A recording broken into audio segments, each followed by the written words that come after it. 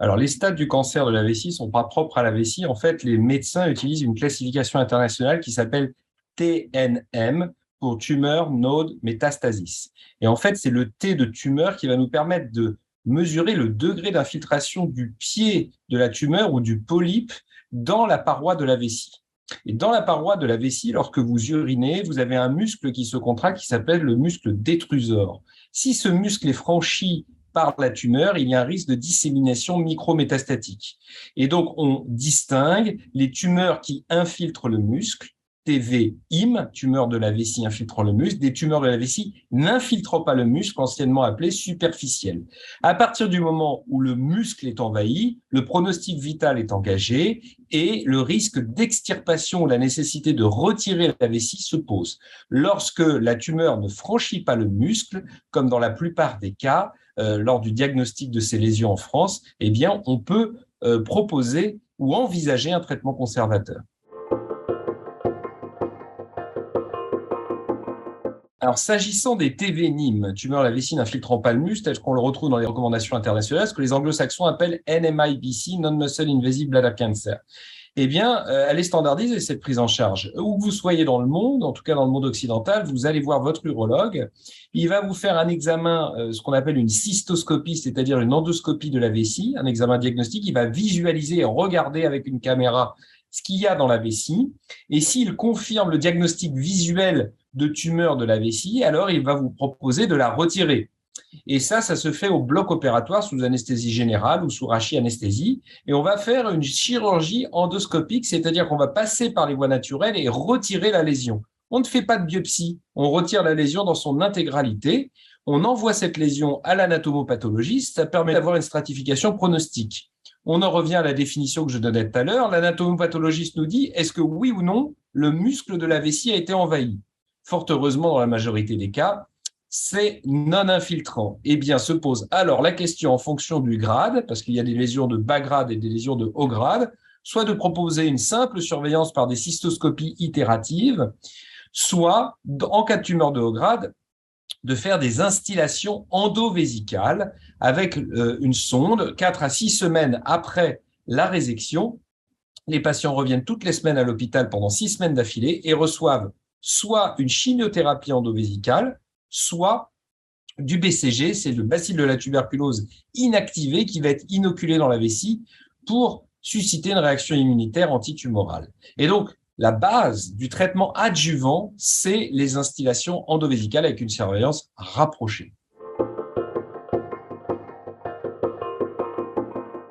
Alors, s'agissant des tumeurs de la vessie infiltrant le muscle, on rembobine un peu le film, on reprend un patient qui s'est présenté avec du sang dans les urines, on a réséqué sa tumeur, et quelques jours après, on a le diagnostic anatomopathologique qui, très malheureusement, nous démontre l'existence d'une tumeur de la vessie infiltrant le muscle. Le vrai enjeu là, c'est de rassurer le patient sur la séquence curatrice potentielle, sous réserve qu'il n'y ait pas de dissémination métastatique. Donc, nous, il va falloir qu'on fasse un bilan d'extension, en l'occurrence un scanner thoraco-abdominopelvien, qui va nous démontrer l'absence de métastase. Si tel est le cas, alors le traitement standard, c'est l'ablation du réservoir vésical, qui correspond chez la femme à une pelvectomie antérieure, ablation évidemment de la vessie, mais de la paroi antérieure du vagin et parfois de l'utérus, et chez l'homme, l'ablation de la vessie et de la prostate qui est tapissée par de la muqueuse vésicale.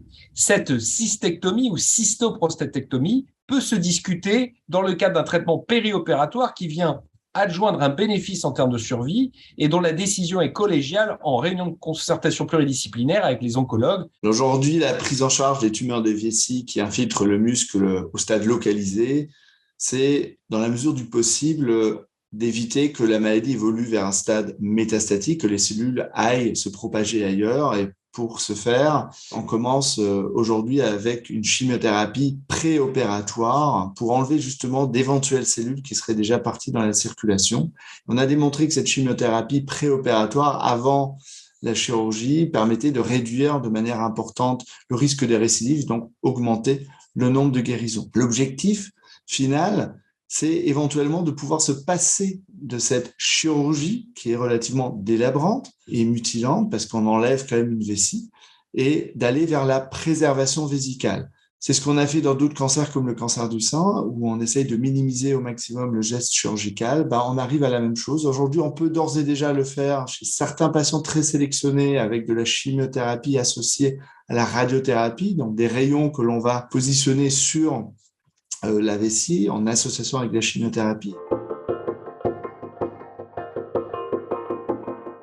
Dans les situations métastatiques, lorsque la maladie est beaucoup plus évoluée avec des cellules qui sont propagées vers le foie, vers le poumon ou vers l'os, la situation est différente. Aujourd'hui, on a plusieurs outils à notre disposition pour soigner et traiter ces cancers métastatiques.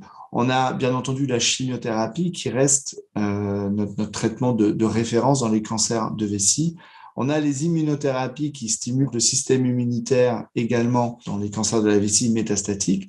On a, pour un certain nombre de patients maintenant, des thérapies ciblées. Ça peut être parfois des comprimés. Parfois, c'est également par voie intraveineuse.